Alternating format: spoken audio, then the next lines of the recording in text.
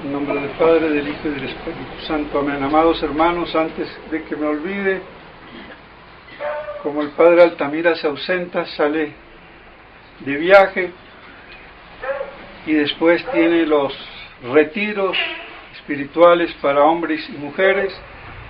Los 3 próximos domingos la misa será allá donde él a las 10 de la mañana.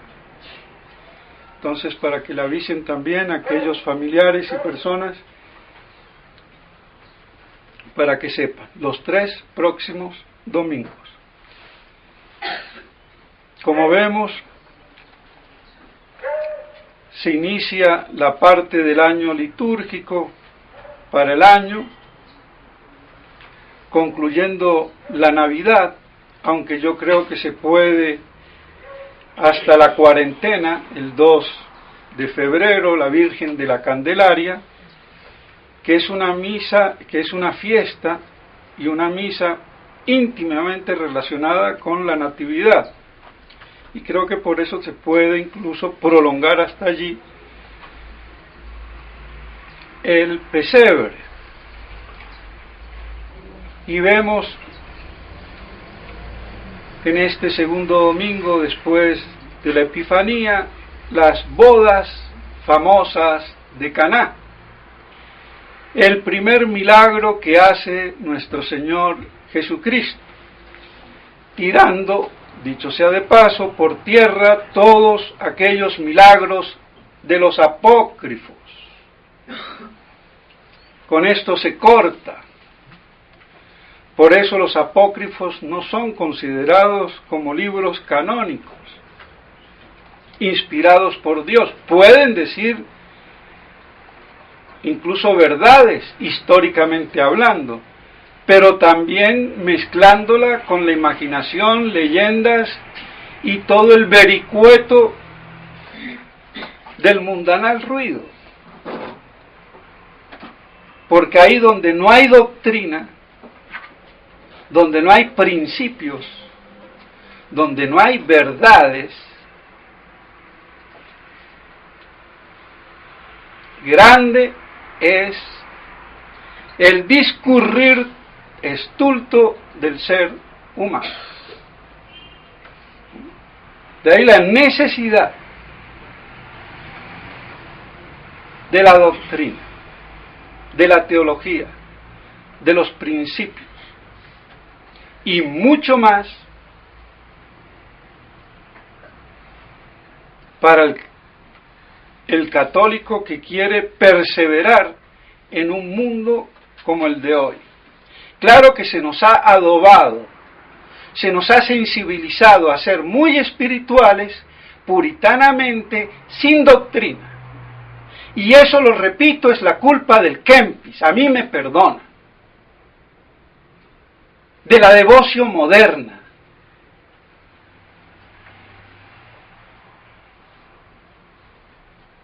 Hay que ver nada más los sermones de los sacerdotes, que sean espirituales, pero como si la verdad no fuera lo más espiritual que hay. Dios es la verdad. Entonces yo no puedo tener devoción sin doctrina.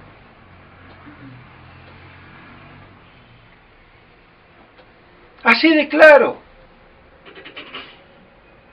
Todo el puritanismo es la misma cosa.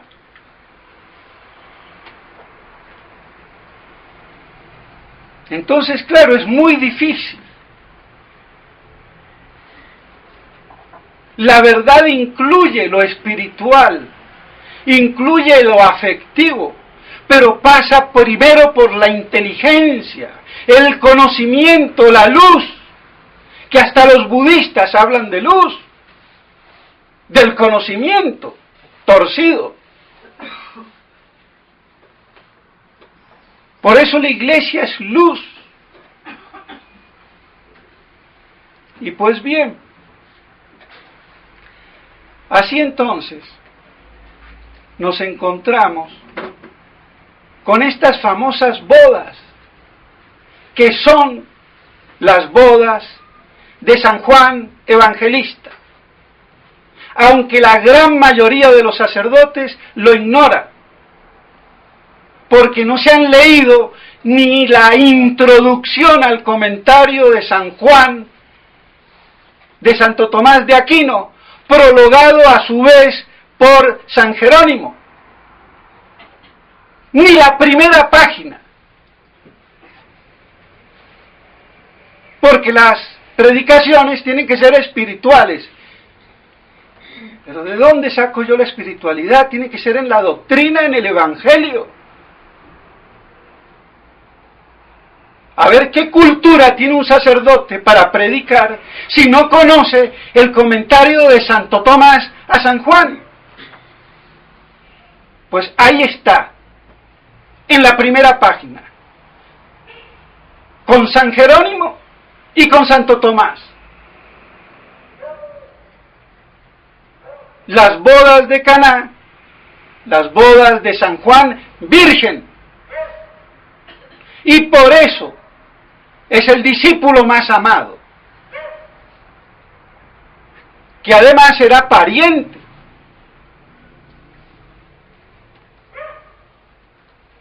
Pero él es el discípulo más amado porque fue, como es lógico, llamado en su boda.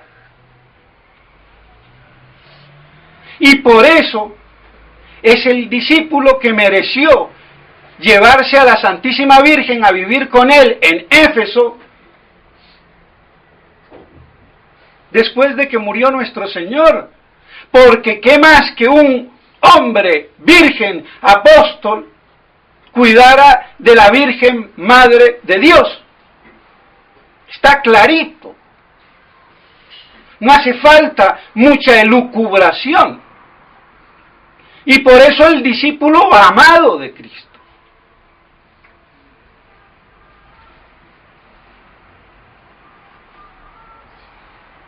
Ahora, ¿por qué es las bodas de Caná? Lo dice Santo Tomás y lo dice San Juan Jerónimo, San Jerónimo. Entonces ya basta. Lo demás es ignorancia. Y el hecho que vemos, que es su primer milagro a instancias de la Virgen, que de metiche, podríamos decir así, y de chismosa, sin querer faltar el respeto, pero para que nos demos cuenta un poco de la situación, no tienen vino. Mujer, a ti y a mí, ¿qué nos importa? O como diríamos por aquí, deje de fregar la vida, señora, así en confianza. Yo no he nacido para esto. Mi misión es morir en la cruz. Como quien dice, haced lo que Él os diga. Lo puso contra la pared. ¿Y con qué autoridad hizo eso la Virgen? A ver si algún invitado le va a decir a los sirvientes lo que van a hacer.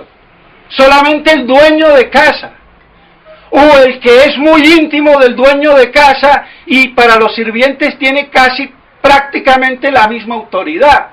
Quiere decir que tiene que ser alguien de la familia, o muy amigo, o muy allegado, porque si no, a ver,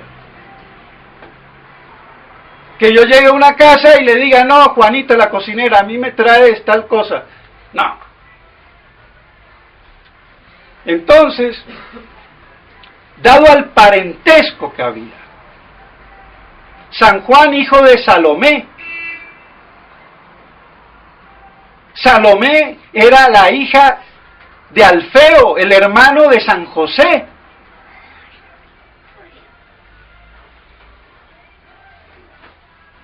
Porque San José era primo hermano de la Virgen y de Elizabeth, porque sus respectivos padres eran primos. Sobé, Santa Ana y Jacobo, el papá de San José y de Alfeo. Entonces Salomé es la hija de Alfeo, es sobrina de San José. Entonces, Ese era el parentesco que había, por eso pudo hablar con autoridad, estaba ella involucrada. No hay vino, se preocupó, porque ¿quién se preocupa si hay o no hay? De los invitados comunes y corrientes, solamente uno de la familia muy allegado, que está en el cuento de la fiesta, y por eso va nuestro Señor con sus discípulos.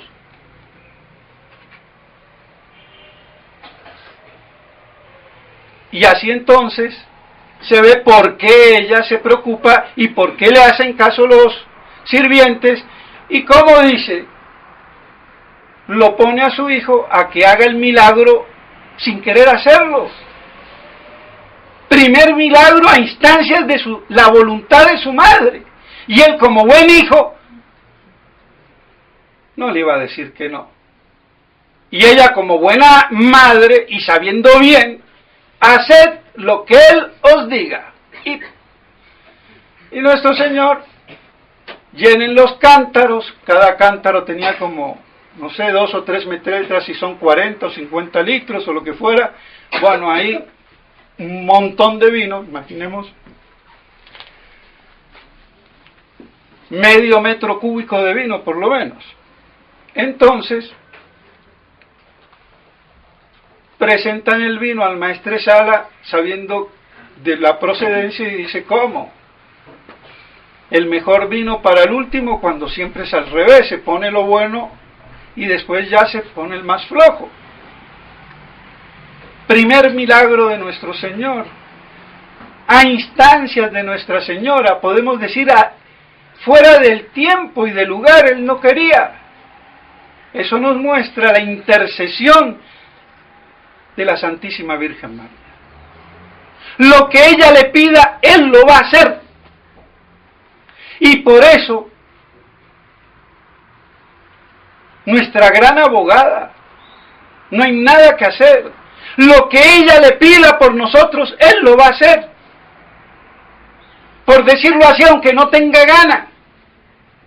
Si Él está molesto conmigo porque no me quiere hablar, porque me he portado de lo peor, voy, le lloro a la Virgen, y ella, hijito mío, bueno, y va y arregla la cuestión con su hijo. ¿Qué más? ¿Qué más se puede pedir?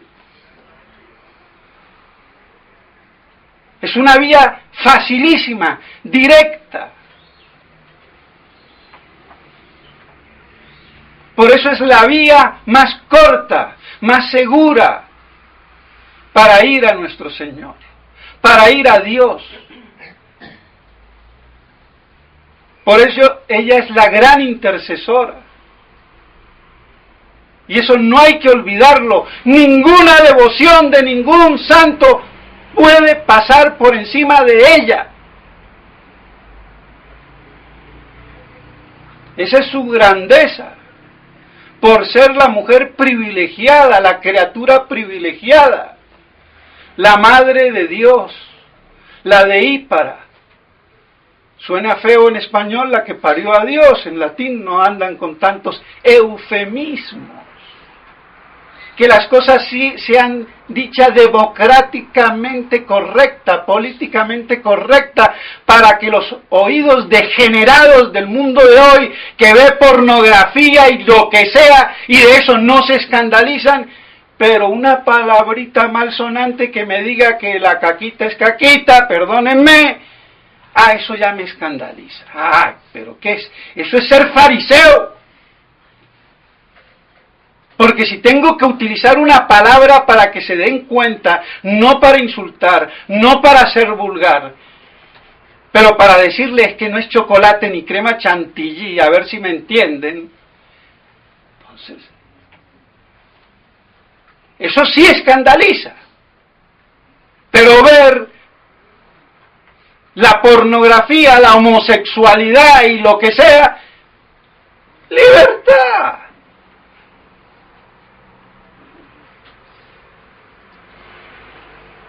Eso es doble moral, de la inmoralidad pura y dura. Así es.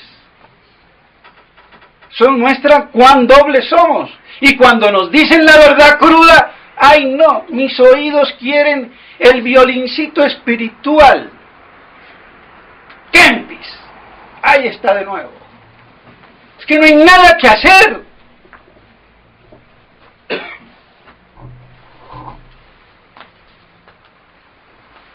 Y los papas y los santos que lo alabaron, bueno, porque el Kempis tiene cosas buenas extraídas incluso de las escrituras, pero es devoción moderna, voluntarista, nominalista y gnóstica. Si un papa o un santo no se dio cuenta de eso, ¿qué culpa tengo yo? Pero porque lo diga el papa no es infalible.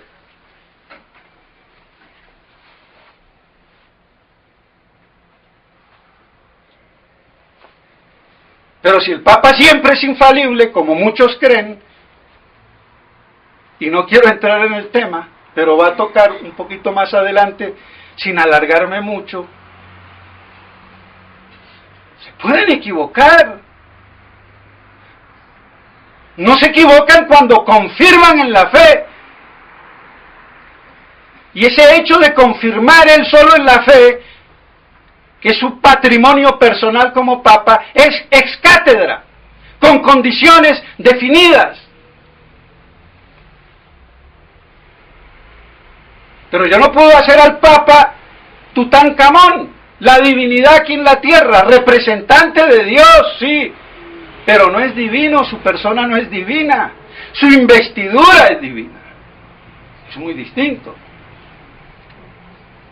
Eso es teología de chipchas o de anglosajones bárbaros, con un barniz de teología, pero diciendo tonterías. Yo lo lamento y no quiero ofender a nadie. Entonces nuestro Señor hace ese milagro, porque el vino también alegra el corazón del hombre. Que yo no tome vino por penitencia, muy bien, pero el vino no es malo. El exceso del vino, eso sí es otro problema. Como todo en exceso, fuera del orden, o peor, fuera del fin. Porque si una cosa es fuera del orden, está mal y es pecado.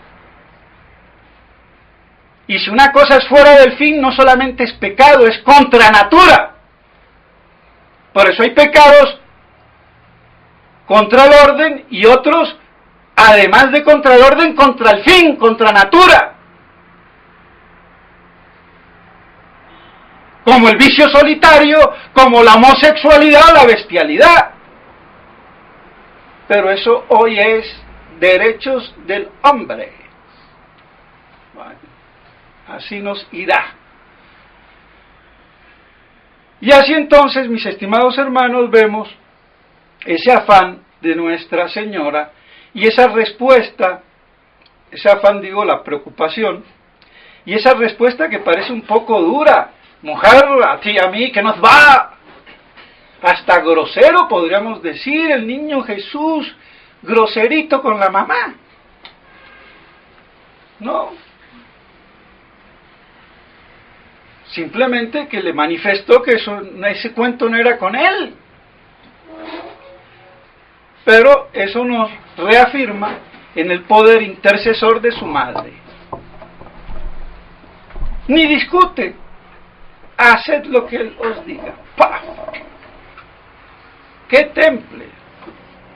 Y qué confianza de una madre que se siente y se ve querida y amada por su divino Hijo. Es que ese amor entre Nuestra Señora y nuestro Señor, eso es del cielo, eso no es de la tierra ya. Y por eso, si nos queremos meter dentro de ese amor, hay que ir a través de la Santísima Virgen María. Y aquí podría ser el sermón bien cortito, creo, no sé. Pero claro, trataré de no dar nombres, pero que sigan diciendo algún blog por ahí que es un deber nombrar al Papa en la misa,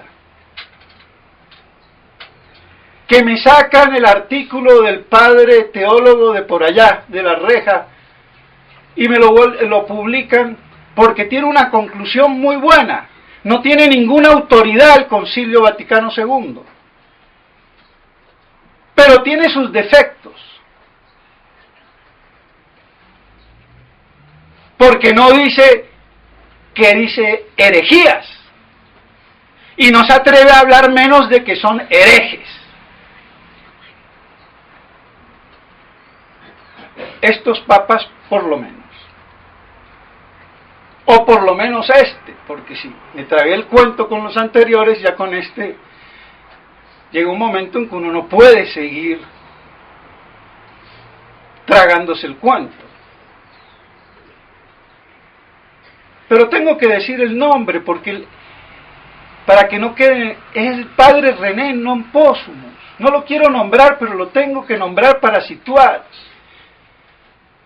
Tomando la tesis de Cayetano, que es de la más pura ortodoxia tomista. Mentira, porque el pobre ignorante, para decirlo políticamente correcto, no sabe que Cayetano en filosofía no fue tomista, ni Báñez.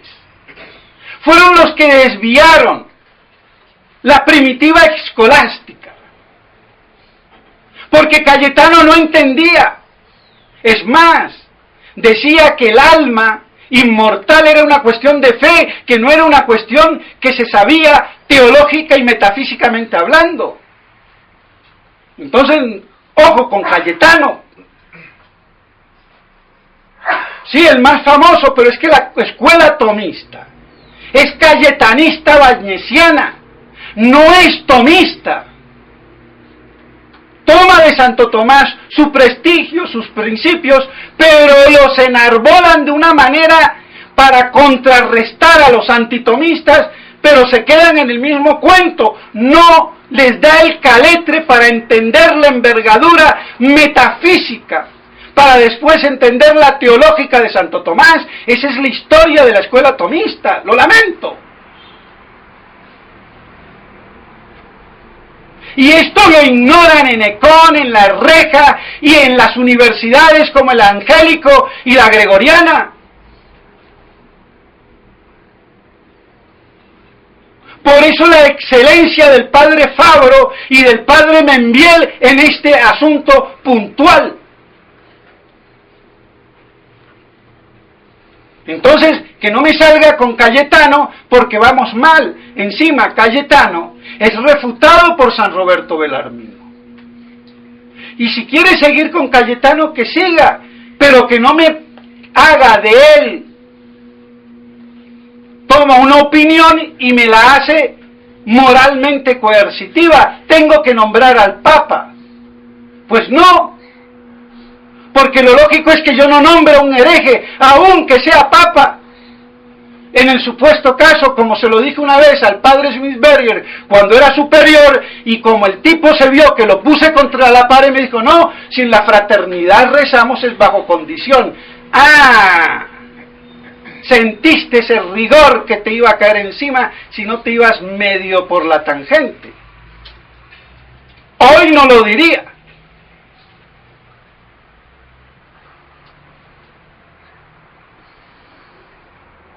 Pero puede haber gente que incluso hoy no vea la cosa porque no puede, no tiene las luces, no tiene la envergadura teológica que hay que tener y está en la duda.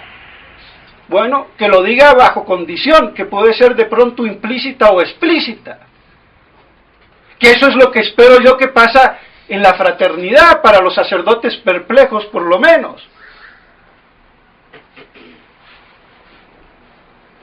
Pero San Roberto Belarmino decía muy claro, como hipótesis, sí, pero es que el plantearse la hipótesis de un papa hereje no es contra la fe, porque si no la misma hipótesis yo no me la podría plantear. Eso es lo que no entienden los ultrasedevacantistas, que hacen dogma de fe, que un papa siempre es infalible. Y que si dice una herejía, nunca fue papa. Y los modernistas dicen lo mismo, el papa es infalible. Luego lo que diga es siempre verdad. Pero son absolutamente en el mismo principio, sedevacantistas, como todos los norteamericanos, mexicanos, franceses y argentinos, si los hay. No hay ni uno solo. Y por eso me bloquean la consideración teológica, por ejemplo, en la publicación en francés.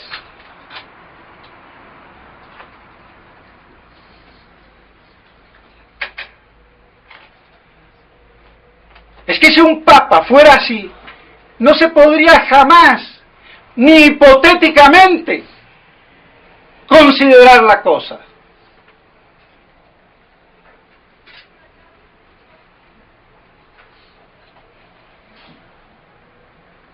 Entonces, puede ser, y siempre se ha pensado, que un verdadero papa puede caer en herejía, el mismo Inocencio III, porque ellos, ni los teólogos, ni los santos padres, ni la patrística, es lo que diga el papa.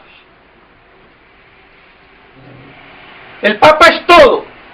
Es una reducción de la iglesia al papa, eso es absurdo. Él será la cabeza visible,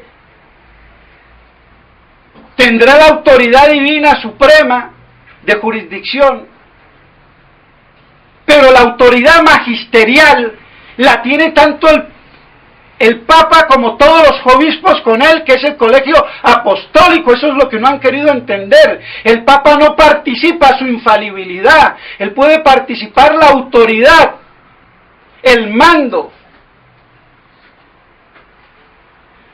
pero no puede participar la infalibilidad que viene del Espíritu Santo. A todo el colegio apostólico, que sin el Papa no hay colegio apostólico formalmente hablando. Pero el Papa goza a su vez de esa misma autoridad magisterial solo. Eso es lo que definió el Papa Pío IX. Y esa definición no vendría al caso, porque si fuera siempre, ¿para qué me dices cátedra y no me dices siempre? Entonces esta gente, lo lamento, cae en el absurdo.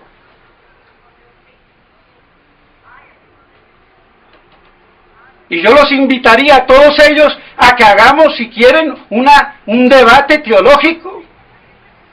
Si entendiéndonos y razonamos, pero es que como la teología no vale mucho para ellos, kempianos. Me basta el violín del kempis, de la devoción. Y qué más piadoso que decir que el Papa siempre es infalible y yo más católico que todo el mundo. Sí, pero eso no es la Iglesia.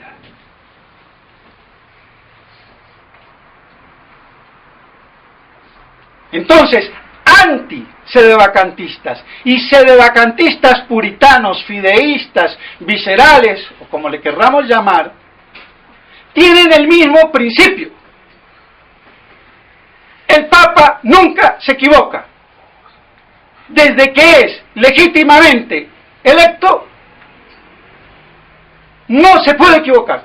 Si se equivocó y dijo una herejía, entonces nunca fue. O los otros. Lo que diga no puede ser herejía porque no se puede equivocar. Y no salimos de esa sino teológicamente hablando. Pero como la teología no sirve para nada, que los teólogos no sirven para nada, y bueno, ahí está el problema. Y esto dividirá hasta el fin del mundo.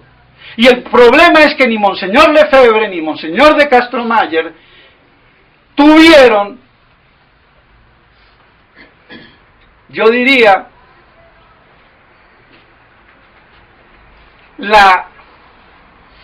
el medio de explicar esto. Dejaron la laguna.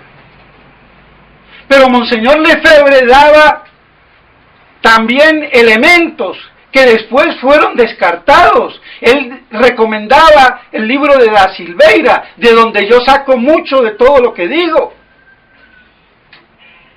Pero todo eso fue eclipsado, se volvió tabú la palabra, el estudiar el problema y también en Econ, run run kempis, y no mucha teología. ¿Qué vamos a hacer? Pero yo no lo voy a morder la mano que me dio la vida. Yo tengo que tomar lo bueno de Monseñor Lefebvre, lo bueno de Monseñor de Castromayer y lo bueno que tenga todo el mundo. Mientras sea bueno y verdadero. Si el niño Buda, que está 10 meses sin comer ni beber, eso es preternatural. Luego, diabólico, me dice una gran verdad, porque entre su pluralismo religioso y su conocimiento y la luz, pero vivir en la verdad, por el esplendor de la verdad, yo lo hago mío. Vivir en la verdad por el esplendor de la verdad. ¡Qué belleza! Y me lo dice un gurú del Nepal. Bueno. Pero por esa verdad que yo la puedo extraer y hacer mía, yo no me voy a tragar el cuento chino que me viene este niño, porque todavía imberbe, a predicar. Porque el budismo y el ecumenismo se identifican en los principios. Paz, sin divisiones, sin violencia. Amémonos, luz y conocimiento. Y no se dan cuenta que la verdad es una espada de doble filo, porque se distingue y diferencia del error, de la mentira y del engaño.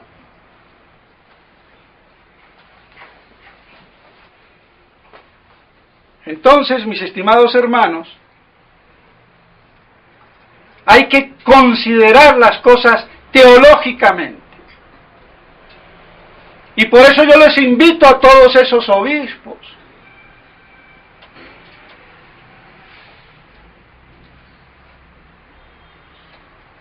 Porque ellos no aceptan, como del otro lado tampoco aceptan. Y cada uno está edulcorando la cosa según su miopía, según una teología chipcha o bárbara. No es tomista. San Roberto Belarmino dijo, aunque fuera hipotéticamente, pero admitió la hipótesis que si fuera contra la fe no la tendría que admitir. Si es hereje, ipso facto, al manifestarse esa herejía, porque la Iglesia juzga de lo externo, no de los corazones, él mismo se depone. Y por eso un papa, y estos que hablan tanto del papa, como Inocencio III, siglo XIII, si mal no me equivoco, dijo, nadie juzga al papa, salvo si, y se refería a él, me encuentran que he defeccionado en la fe. ¿Está claro? Es que es la lógica. Nuestra religión no es de musulmanes ni de puritanos. Es católica, es con inteligencia, con lógica, con verdad, equilibrio y armonía. Y sabiduría. Pero es mucho más fácil ser a lo musulmán, 3 o 4 principios, y a la Meca, y arremeto en el nombre de Dios. Y estos hacen lo mismo. Y es muy fácil. Y después a los fieles los arrastran. Pero a ver que se sienten a explicar con argumentos.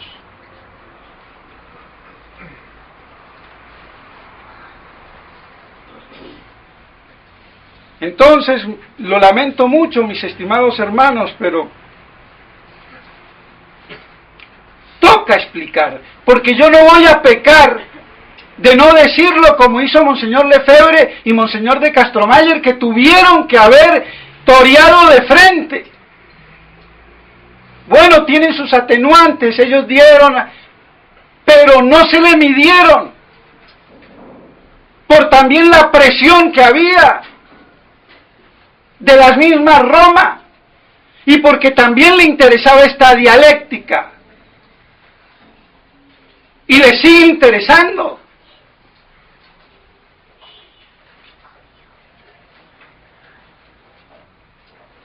Yo quisiera saber quién es el sacerdote que con teología hable, exponga y explique las cosas para que los fieles entiendan o medio entiendan.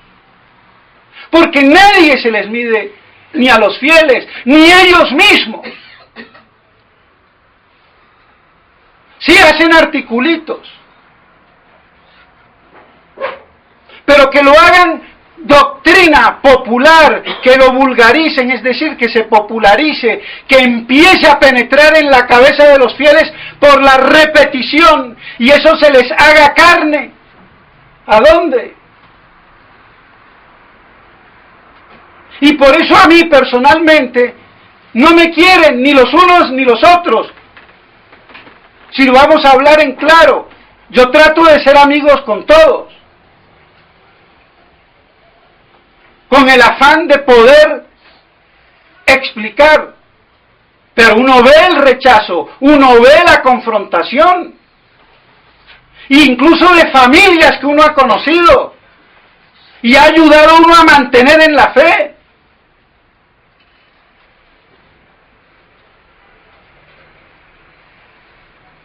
Es que es increíble. Y todos quieren su capilla, por eso yo digo, yo no tengo fieles.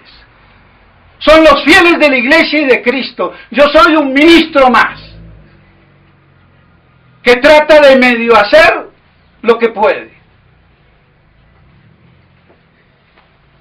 Y punto. Dejar de apropiarse las almas. Estar en función de la verdad. Y eso requiere doctrina, teología, formación, estudio, oración.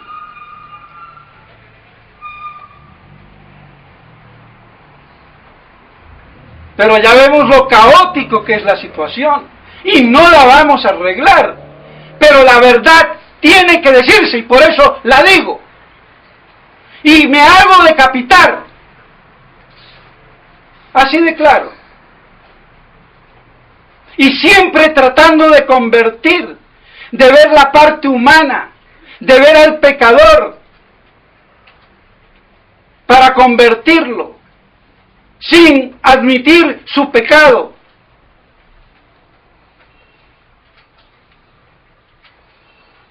Entonces uno tiene que ahí actuar también a veces con cierta flexibilidad por la condición de la naturaleza humana. Yo por eso no digo, no vayan a la misa de la fraternidad. No lo digo.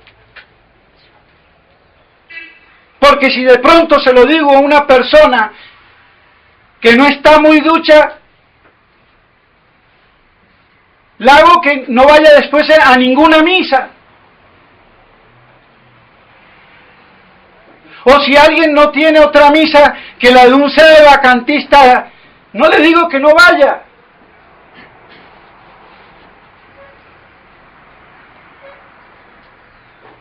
Pero no es por aprobación, sino porque a veces uno no puede quitarle el poco de luz que tiene una persona y uno espera que más adelante se ilumine, pero siempre diciendo uno, esta es la verdad. ¡Ojo! Que ahí está la diferencia. Por eso yo no soy de doble moral ni de doble argumento. Yo digo, se equivocan estos y se equivocan los otros. Y esta es la verdad. Y refútenla si pueden. Y después, uno tiene con los fieles ese tacto tratando de ver cómo puede manejarse la situación. Pero eso no lo hace un fanático. Ahí es donde se ve el fanatismo, el sectarismo, donde se pierde la flexibilidad. El acero es muy duro y cortante, pero es flexible al tiempo que es templado. Pues bien, mis estimados hermanos, me disculpan, pero espero que todo esto nos sirva para que podamos así, en la verdad, estar unidos en la fe y que no nos dejemos arrastrar por esta pseudoiglesia. Al padre Calderón le faltan ínfulas, aunque muy buena la conclusión, pero tiene que decir el Concilio Vaticano II no tiene valor doctrinal porque no cumplió con los requisitos para ser concilio. No quiso definir nada. Y un concilio que no defina nada no sirve de nada, porque el concilio está para definir la verdad. No es una reunión eclesiástica para que los cardenales y los obispos y lo que sea coman bien, vocatu de cardenales, no.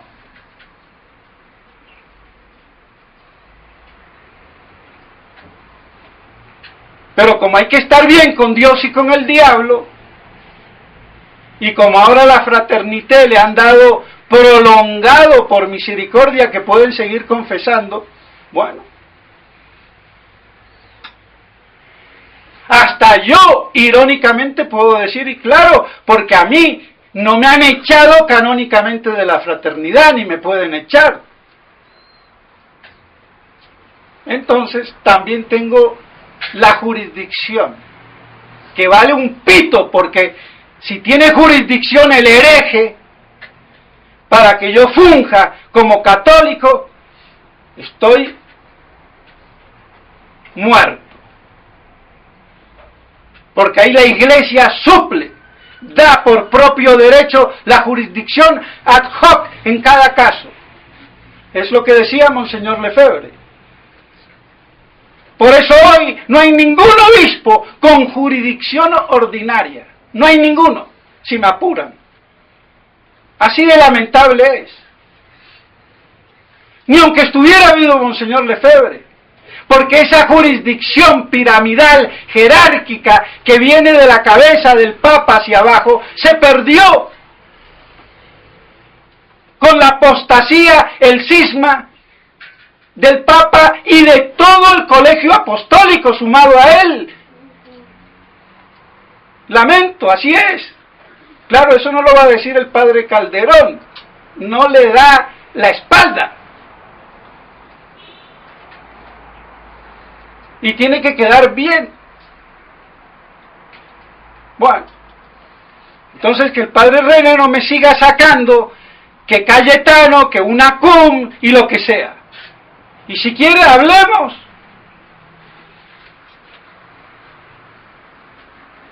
Con él y todos los que quieran. Y todos los monseñores. Y a ver con inteligencia y doctrina, unidos en la verdad.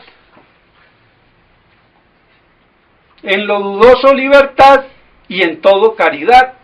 Seamos en eso como San Agustín. Pues bien, mis estimados hermanos, que estas cosas nos nutran el alma y nos alegren como el vino, que alegra el corazón del hombre. Y que así podamos perseverar en esta hecatombe apocalíptica, que nos debe hacer pedir, Jesús, ven, porque esto ya no da más. No da más. Y mientras tanto, ¿qué es seguir la epístola? La epístola de hoy es un programa de vida excelente. Releámosla. Sin buscar grandezas, acomodándonos a lo más humilde. Sin buscar pompas, ni ser presidente de Colombia ni de la China. Y los tradicionalistas para ir detrás a ver como lagartos que le cae de la mesa del omnipotente presidente o lo que fuera. Lambones.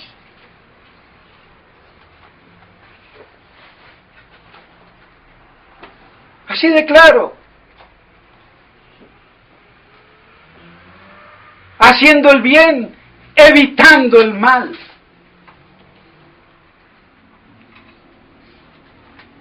Y paro aquí para no alargarme más de lo que ya me alargo. Y reconozco, puedo que me haga cansón, pero es que no me quiero quedar a medias. Hablar las cosas, torear de frente, no esquivar de lejos. Ese es el error que cometió Monseñor Lefebvre, pobrecito, no sé, Dios verá qué hace, pero fue una falla de él y de Castellani, y de Membiel, y de todos. Porque se había endiosado la autoridad, se había divinizado al Papa. Habían hecho de fe que el Papa era Papa, si es legítimo, señores. Y si está en duda su legitimidad, pues tu abuela. Eso es lo que siempre se ha pensado en la Iglesia. Que después eso se cambió por una moda. Ya no es problema mío. Entonces, que todo esto nos consolide. Y aprovecho de decir estas cosas aquí, porque allá donde el Padre Altamira no lo puedo decir, aunque siempre se me va a ir la lengua, pero me tengo que reprimir más, porque hay gente que es como el bebé, no le puedo dar el bistec, le tengo que dar es agüita, purecito. Y es hasta un sacrificio a veces. Porque como uno no puede hablar con todo el temple que uno tiene que hablar y punto, sin asustar a nadie. Pero bueno, así es la situación. Entonces, mis estimados hermanos, que las bodas de Caná nos alegren el alma. Y así que podamos mantenernos en esa virginidad de la verdad, de la cual la virginidad corporal, física, o como le quieran decir, es una expresión de esa pureza inmaculada de la virginidad de la verdad eterna, pura y santa, que es Dios mismo. Que eso nos nutre el alma y nos mueva el afecto en la luz de la doctrina de la verdad, viviendo en la verdad por el esplendor de la verdad, es decir, viviendo en Dios por el esplendor de Dios. En nombre del Padre, del Hijo y del Espíritu Santo. Amén.